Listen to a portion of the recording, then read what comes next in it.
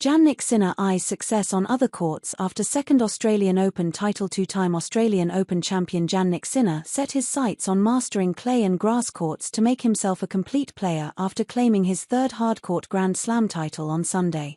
The world number one defended his Australian Open title with an emphatic 6-3, 7-6, 7-4, 6-3 victory over Alexander Zverev at Rod Laver Arena, 4 months after his triumph at the US Open, to further underpin his status as the hottest player on the surface.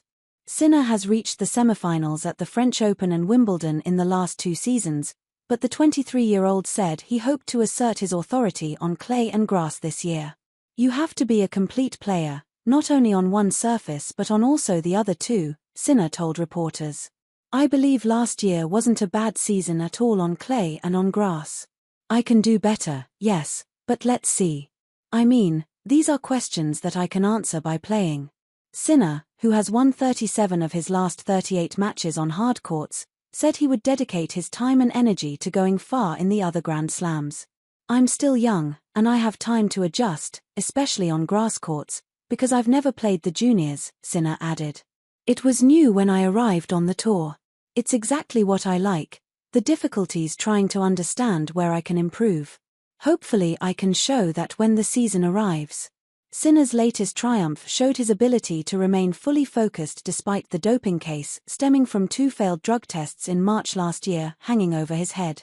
While cleared to continue playing by tennis anti-doping bodies, the Italian could face a ban of up to 2 years after the World Anti-Doping Agency appealed to the Court of Arbitration for Sport. A hearing is set to start on April 16.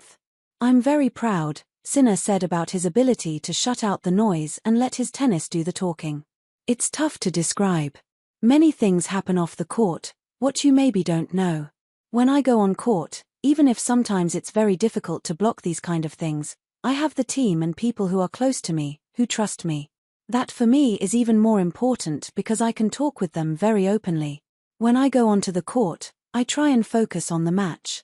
I know the match can be 3, 4, 5 hours, but that's the gap of the day where I have to be very focused. In the gym, trying to keep your routine, then you think a bit less about what's happening. Of course, it's still a little bit in the back of your mind. I know that I'm in this position now. So, there's nothing I can change.